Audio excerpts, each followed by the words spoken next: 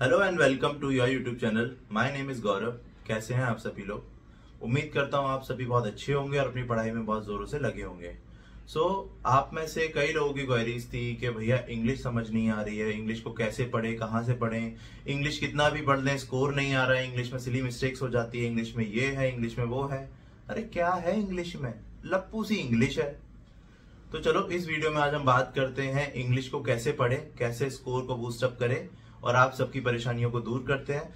Video को last तक देखना, जैसे भी आपको देखना है 2x 1.5x जिस स्पीड में देखना है आप देखना। हो सकता है आपकी कुछ ना कुछ काम की चीज इसमें से निकल आए, बहुत ज्यादा टाइम वेस्ट करने की जरूरत नहीं है। पहले हम बात करेंगे कि इंग्लिश कहाँ से पढ़ें, कैसे पढ़ें, क्या स्ट्रेटजी होनी चाहिए इंग्लिश पढ़ते टाइम। दूसरी हम बात करने वाले हैं प्रैक्टिस कहाँ से करनी है, जिसका सिलेबस कंप्लीट हो गया है इंग्लिश का उसको प्रैक्टिस कहाँ से करनी है।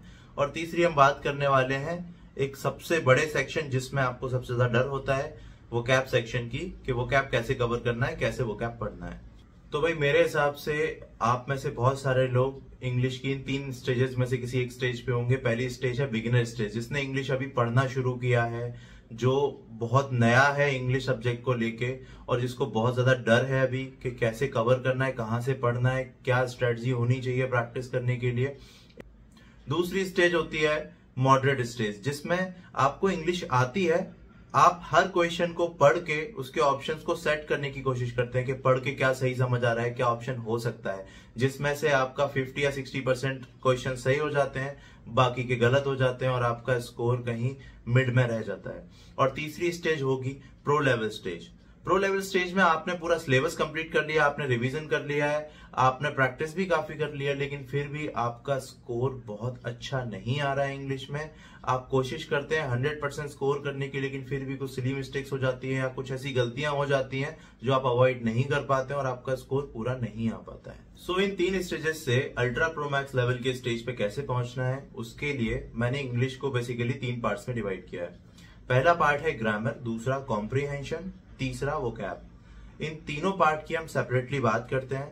सबसे पहले हम बात करेंगे ग्रामर सेक्शन के बारे में कि ग्रामर कहाँ से पढ़ना है, कैसे पढ़ना है और क्या तरीका होना चाहिए ग्रामर को कवर अप करने के लिए। ये सारे टॉपिक्स हैं जो आपको ग्रामर में कवर करने हैं।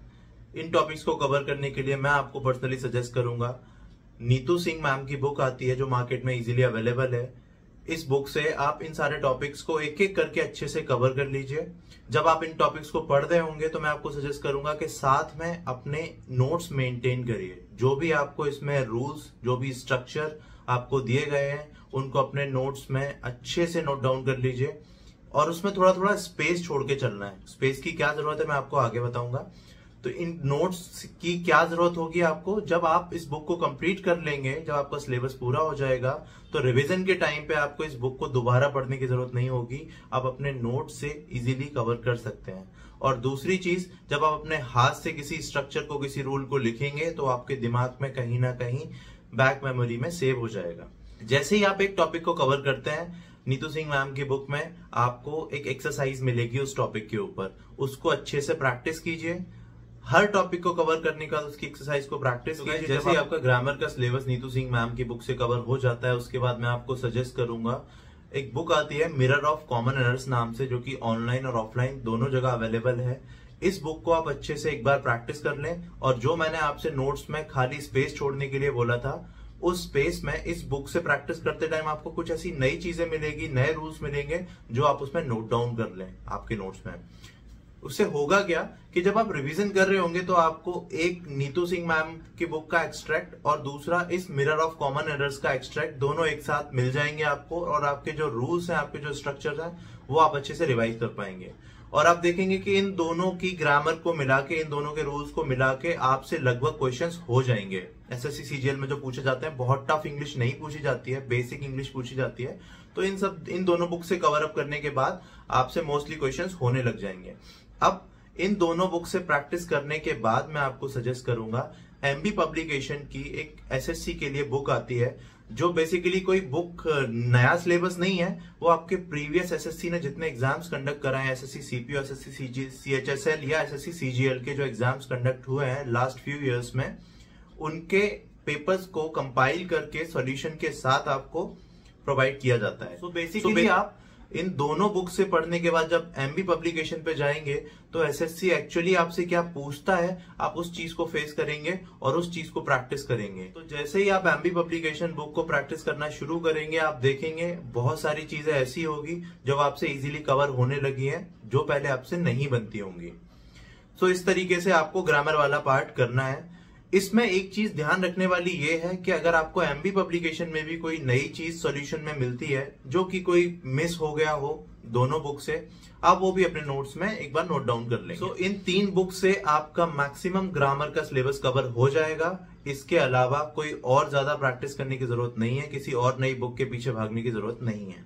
तो पहला पार्ट आपका ग्रामर का था, इस तरीके से आप उसको कवर कर लेंगे। चलिए अब हम दूसरे सेक्शन के बारे में बात करते हैं, कॉम्प्रिहेंशन पार्ट। इसमें आपका क्लोज टेस्ट, पैरा जंबल्स जिसको आप पीक्यूआरएस बोलते हैं, और एक रीडिंग पैसेज जो आपको दिया जाता है जिसके बेसिस पे आपको कुछ क्वेश्चंस दिए जाते हैं, वो तीनों चीजें आपकी कवर होंगी।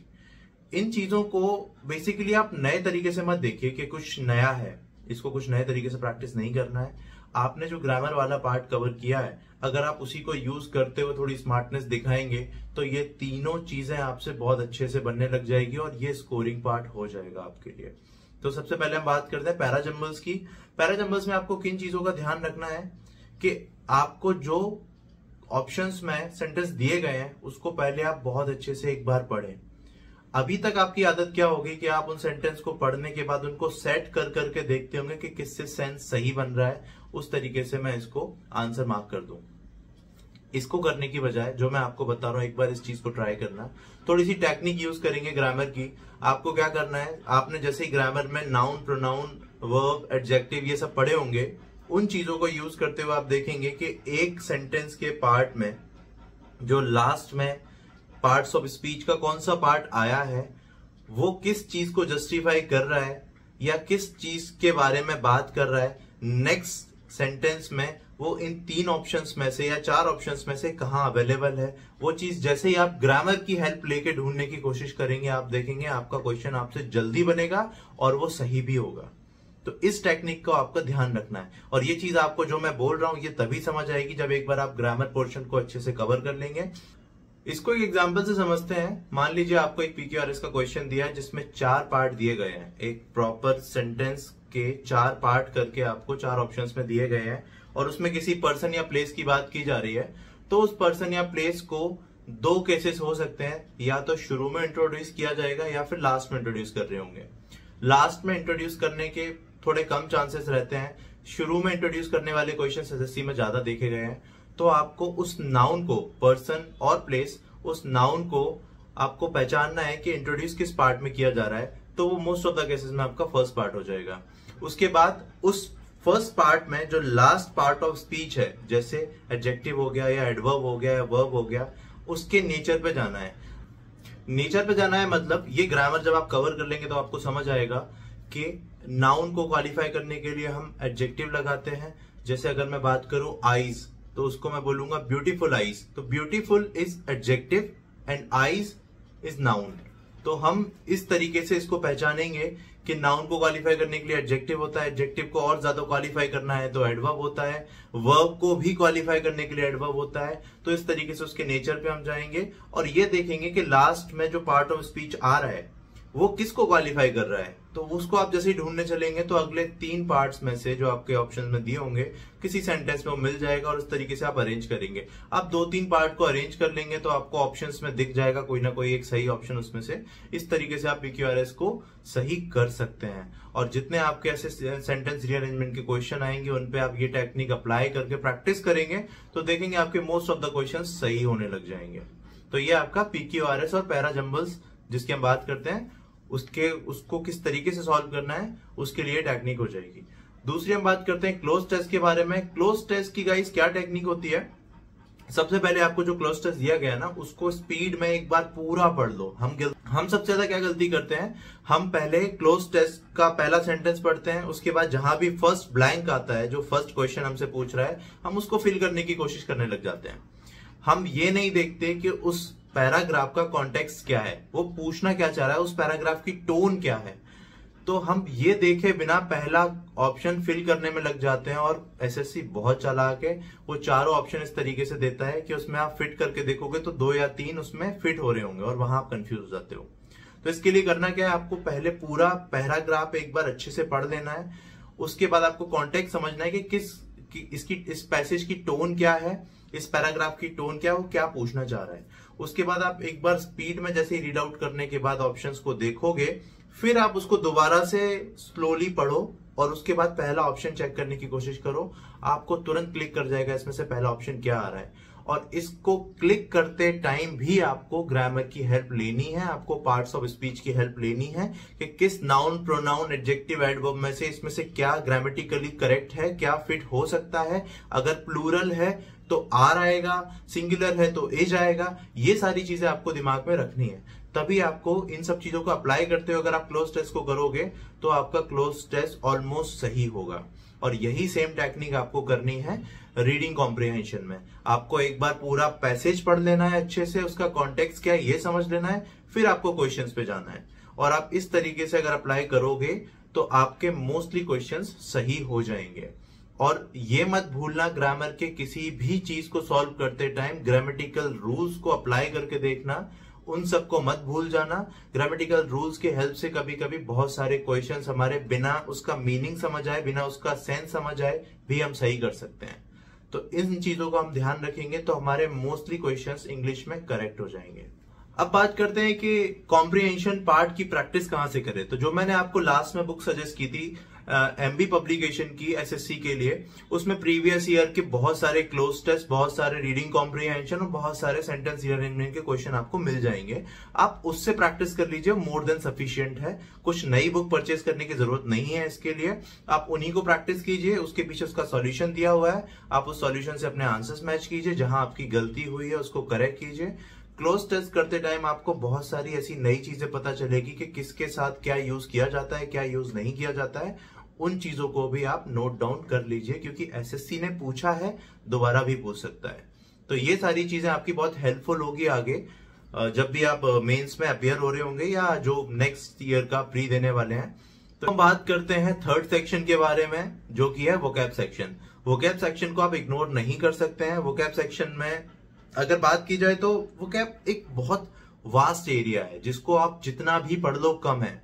तो आपको पूरी डिक्शनरी नहीं रटनी है, आपको क्या पढ़ना है इसके बारे में आपको बताता हूं। तो देखो वोकैब में आपको क्या क्या कवर करना होगा, antonyms, synonyms, one word, idioms and phrases, इन सब चीजों को आप कवर करते हो। तो इसके लिए आपको कहां से पढ़ना है, नीतू सिंह मैम की बुक में लास्ट में वोकैब दी हुई है, आप उसको कवर कर लो। इसके अलावा एमबी पब्लिकेशन में भी काफी वोकैब दी हुई है जो एसएससी ने प्रीवियस ईयर में पूछी है, और एसएससी मोस्टली अपनी पुरानी वोकैब को रिपीट करता रहता है, वही पूछता है। बहुत सारे ऐसे इररेलेवेंट एंटोनिम्स सिनोनिम्स होते हैं जो हमें बुक्स में दिए रहते हैं लेकिन एसएससी कभी नहीं पूछता, तो उन सबको अवॉइड करना है। तो नीतू सिंह मैम की बुक में और एमबी पब्लिकेशन की बुक में आपको प्रीवियस ईयर वाले ही मोस्टली मिलेंगे जो एसएससी ने पूछे हैं। इसके अलावा आप ब्लैक बुक को भी रेफर कर सकते हैं। ब्लैक बुक की इंग्लिश पूरी रेलेवेंट है एसएससी के लिए, आप वोकैब सेक्शन को ब्लैक बुक से कवर कर सकते हैं। तो वोकैब आपको पढ़ना कैसे है, तो जैसे मैंने आपको बताया, आप इंग्लिश पढ़ना जैसे ही शुरू करेंगे तो उसी के साथ डेली अपने शेड्यूल से आप 1 या 2 घंटे निकाल के वोकैब को देंगे। आपको डेली 100 से 150 या 200 वोकैब डेली याद करनी है। याद करने के लिए अलग अलग टेक्निक्स होती हैं, आपको यूट्यूब पे इजीली मिल जाएगी। मैं सजेस्ट करूंगा कि आप जिस वर्ड को याद कर रहे हैं उससे कुछ रिलेट करके आप याद करते हैं तो वो जल्दी याद होता है आपको, और वो बाद में रिवीजन के टाइम भी काम आता है। तो जैसे भी आपको जो टेक्निक आपको अप्लाई करनी है बहुत सारी अवेलेबल है यूट्यूब पे, आप किसी से भी उसको याद कर सकते हो। बट सबसे इंपॉर्टेंट चीज क्या है, आपने जो पहले दिन याद किया है उसको दूसरे दिन रिवाइज करना बहुत जरूरी है। आप जो दूसरे दिन नई वोकैब पढ़ने वाले हैं, जो नई वोकैब याद करने वाले हैं, उसके पहले पुरानी वाली आप रिवाइज जरूर कर लें, वरना जो 10 दिन में आपने वोकैब पढ़ी है और रिवाइज नहीं की है, आप सब भूल जाएंगे, आपको कुछ याद नहीं रहेगा। तो आप डेली क्या करें, डेली आप 100 से 200 वर्ड्स याद करें, जिसमें आपके इडियम फ्रेजेस, वन वर्ड और एंटोनिम्स सिनोनिम्स जितने भी हैं आपके, इन सबको आप याद करें 100-200 दिन भर में जितना आपसे हो सकता है। उसके अलावा जब आप दूसरे दिन नए वर्ड्स याद करने के लिए जाएं तो पुराने वाले एक बार रिवाइज कर लें। तीसरे दिन पुराने दोनों दिन के रिवाइज कर लें।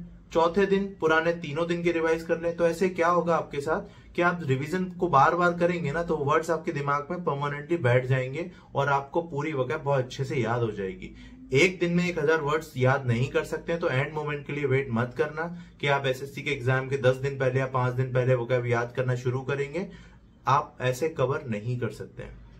इसके लिए आप डेली थोड़ा थोड़ा वोकैब सेक्शन कवर करना शुरू करें और उसका रिवीजन करें अच्छे से। आपकी वोकैब देखना ऑलमोस्ट कवर हो जाएगी और एसएससी में जो पूछा जाता है वो आपको बन जाएगा। तो इन चीजों का ध्यान रखेंगे तो आप मॉक टेस्ट में भी चेंजेस देखेंगे, आपका स्कोर बूस्टअप हो जाएगा इंग्लिश में, और एसएससी मेंस एग्जाम या प्री एग्जाम में आप बैठेंगे तो वहां भी आप अच्छा स्कोर कर पाएंगे इंग्लिश में।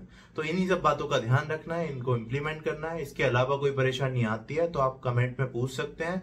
इसके रिगार्डिंग कुछ और परेशानियां होंगी तो मैं नेक्स्ट वीडियो में क्लियर कर दूंगा। और अगर आप लोग चाहेंगे तो इंग्लिश के किसी पर्टिकुलर टॉपिक में आपको बहुत ज्यादा दिक्कत आ रही होगी तो मैं इस टॉपिक को भी एक्सप्लेन कर दूंगा, उसके ऊपर एक छोटी सी क्लास अरेंज कर लेंगे। ठीक है, तो अपना ध्यान रखिए, अच्छे से पढ़ते रहिए। बाकी बहुत ज्यादा टाइम वेस्ट करने की जरूरत नहीं है यूट्यूब पे या सोशल मीडिया पे। 2 महीने का टाइम हमें मिला है एसएससी मेंस के लिए। 25, 26, 27 अक्टूबर को आपका एसएससी सीजीएल 2023 का मेंस होने वाला है। तो इस पे अच्छे से मेहनत कीजिए और एक बार में सिलेक्शन लेके पढ़ाई को खत्म कीजिए। बार बार एसएससी देने की जरूरत नहीं है। ऑल द बेस्ट, पढ़ते रहिए, स्वस्थ रहिए।